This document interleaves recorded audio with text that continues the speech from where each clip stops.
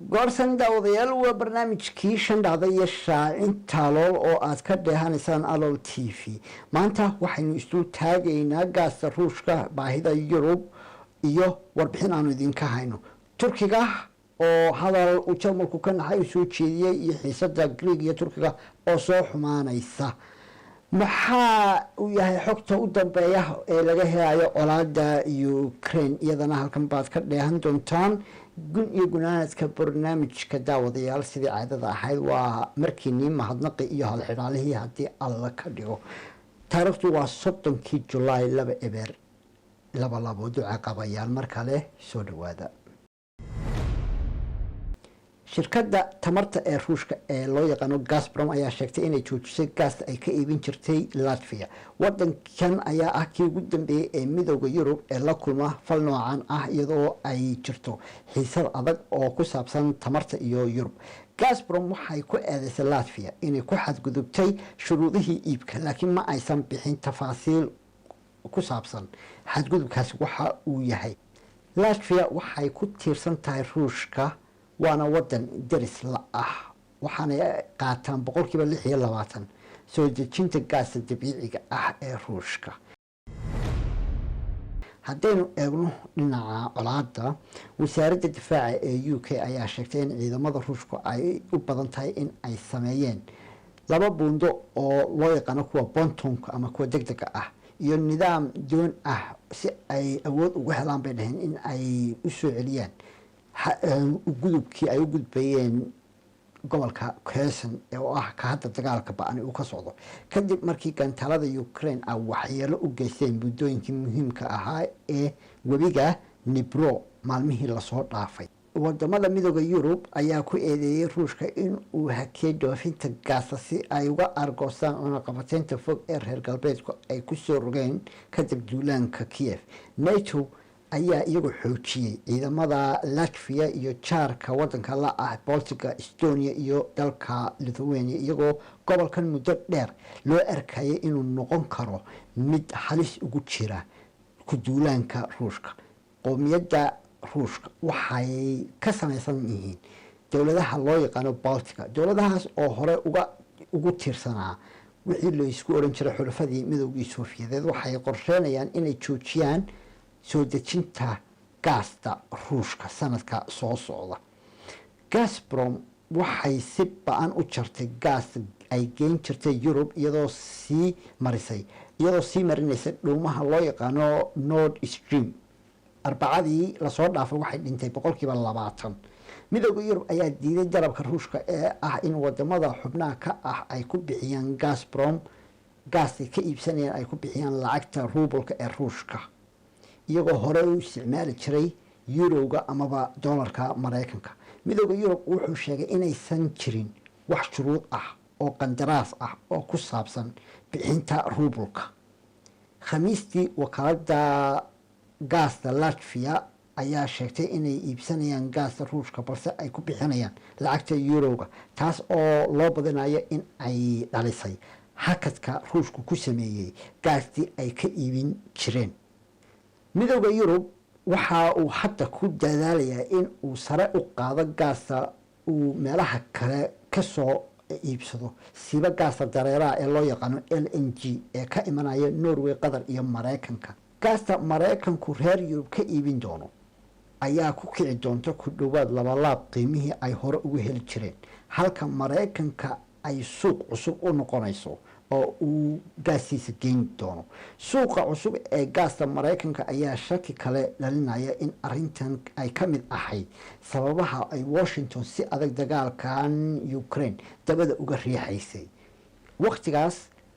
Yurub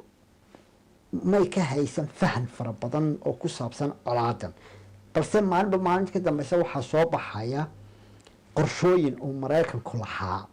oo uu suuq ugu sameynayay ama hubkiisa ha ahaato ama isticmaalada satellite-ka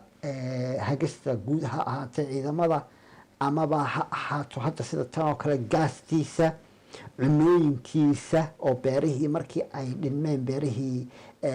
Ukraine iyo Ruushka colaadan darteed waxaa soo baxay suuq badan oo Mareykanku uu u iibgeeyo taas ayaa hadda reer yurub ay maalinba maalinta ka dambeysa ay u egyihiin inay soo fahmayaan in dagaalkani uu ahaa mid iyaga lagu shirqoolay. wasiirka arrimaha dibadda ee turkiga mevlut cavusoglu ayaa dowladda jarmalka u sheegay in ay dhowaan lumiyeen dhexdhexaadintii uu ku lahaa doorka dhexdhexaadinta turkiga iyo griiga ee jasiiradda Qubrus. wuxuu yidhi waxaan rabnaa in jarmalku uu ilaaliyo mowqifkiisa dheelitiran ee ku aadan arinta bariga mediterranean-ka iyo arinta Qubrus. wadamada saddexaad oo uu ku jiro jarmalku waa inaanay noqon qalab lagu kicinayo iyo dacaayad gaar ah oo griiga iyo Qubrus ay isticmaalayaan buu yidhi wasiirka arrimaha dibadda ee turkiga, isagoo ka hadlaya shir jaraa'id oo ay ku wehelinayso dhigiisa jarmalka Annalena Baerbock oo ka dhacay magaalada Istanbul. Cavusoglu ayaa sheegay in Berlin ay u baahan tahay inay dhegeysato labada dhinac iyadoo aan dhanna u eexanayn. muranka turkiga iyo griiga ayaa ah mid weli sii xoogeysanaya, waxaana jira khubaro badan oo tilmaamaya ama saadaalinayaba in labadan dowladood ay dagaal keliya ku xallin karaan murankooda maadaama muddo dheer khilaafaadkoodu soo jiitamayay. griiga ayaa ka tirsan midooda yurub waana ta keenaysa in uu helo xulfo uu ka dugsado turkiga. ciidanka turkiga ayaa lagu tiriyaa kuwa ugu xirfada badan waqti xaadirkan, halka kuwa griiga ay saameyn xoogan ku yeelatay dhaqaale burburkii dalkooda griiga ku habsatay sanadihii u dambeeyey. faransiiska oo griiga saaxiib dhow la ahaa ayaa kaalintaa baneeyey kadib markii uu Athens ka iibiyey diyaaradaha dagaalka ee loo yaqaano Rafael oo iibka kadib noqday kuwa aan u babacdhigi karin ciidamada cirka ee turkiga, kuwaas oo griigu cadho ballaaran uu ka qaaday maadaama ay diyaaradahani ku fadhiyeen dhaqaale dhan 11.5 bilyan oo doolarka Mareykanka. si kastaba ha ahaatee waxaa weli soo kordhaya muranka oo hadda inta ugu badan ka jirto dhulbadeedka Mediterranean-ka oo lagu sheegay in macdan shidaal oo tiro badani ay ku jirto. haddana duco qabayaal waa markiinii iyo halxidhaalihii maanta oo ka dhigan shaah biyo lagu daray. kii shalay haddaynu in yar isdul taagno, kii shalay wuxuu ahaa wax markaad soo iibsatid madow, markaad isticmaalaysid cas, markaad ka baxdidaad dhamaysidna cad. waxaa sheegay dad badan oo uu ugu horeeyo cibraan maxamed xasan iyo xuseen cabdilaahi. dad badan baa saxay oo halkan aanan ku wada xusi karaynin, laakiin xagga commentiga ayaynu ka wada soconay. aad iyo aad baad dhammaantiinba kasoo qaybgalkiin iyo falcelintiina ugu mahadsantihiin. kamaanta haddaynu u soo gudagallo, waxaa inoo soo diray saaxiibkeen mahad cumar tahliil oo jooga magaalada kala shuban inay sool tahay baan filayaa, haddii aanan khaldanayn waad iisoo sheegi doontaan insha allah. kala shuban ayuu joogaa. wuxuu yidhi markaan jiray 12 sannadood waxaad ahayd da-dayda badhkeed, balse markaan jiro 64 jir imise jir ayaad adigu noqonaysaa? haye